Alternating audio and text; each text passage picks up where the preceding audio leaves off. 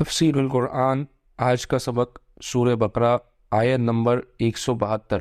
اعوذ باللہ من الشیطان الرجیم، بسم اللہ الرحمن الرحیم۔ یا ایہا الذین آمنوا کلوا من طیبات ما رزقناکم واشکروا للہ ان کنتم ایاہ تعبدون۔ ترجمہ: اے ایمان والو، کھاؤ ان پاکیزہ چیزوں میں سے جو ہم نے تم کو دی ہیں، اور شکر کرو اللہ کا اگر تم اس کی عبادت کرتے ہو۔ حلال کھانے اور شکر ادا کرنے کا حکم۔ اس آیت شریفہ میں بھی پاکیزہ چیزوں کے کھانے کا حکم فرمایا، اور اللہ پاک نے جو نعمتیں دی ہیں ان کا شکر ادا کرنے کا حکم دیا، اور فرمایا کہ اگر تم اللہ کی عبادت کرتے ہو تو اس کا شکر ادا کرو، کیونکہ جو عبادت اس کی عظمت و کبریا کی شائن شان ہے وہ شکر کے بغیر کامل نہیں ہوتی۔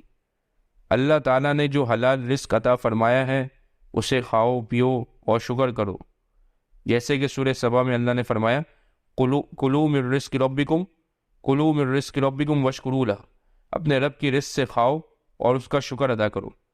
نعمتوں کے شکر کا تقاضا یہ ہے کہ صرف اللہ کی اطاعت اور عبادت میں مشغول ہو اور اس کی نعمتوں کو گناہوں میں خرچ نہ کرے۔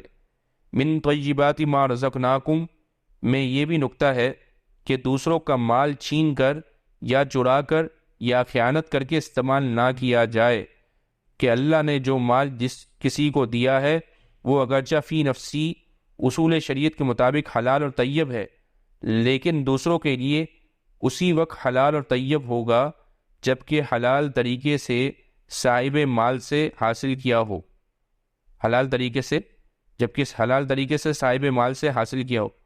حرام کھانے کا وبال۔ حضرت ابو ہریرہ رضی اللہ عنہ سے روایت ہے، حضور صلی اللہ علیہ وسلم نے فرمایا، بے شک اللہ تعالیٰ پاک ہیں اور وہ پاک ہی مال قول عمل کو قبول فرماتا ہے۔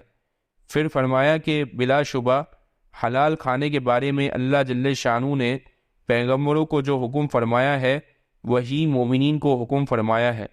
چنانچہ پیغمبروں کو خطاب کرتے ہوئے فرمایا، اے رسولو، طیب چیزیں کھاؤ اور نیک کام کرو، اور مومنین کو خطاب کرتے ہوئے فرمایا، اے ایمان والو، جو پاکیزہ چیزیں ہم نے تم کو دی ہیں ان میں سے کھاؤ۔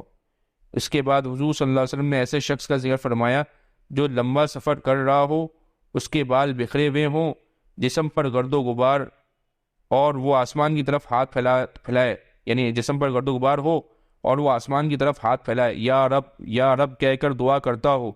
یہ شخص دعا تو کر رہا ہے اور حال یہ ہے کہ اس کا کھانا حرام ہے، پینا حرام ہے اور پہننا حرام ہے، اور اس کو حرام غذا دی گئی ہے، پس ان حالات کی وجہ سے اس کی دعا کیوں کر قبول ہوگی؟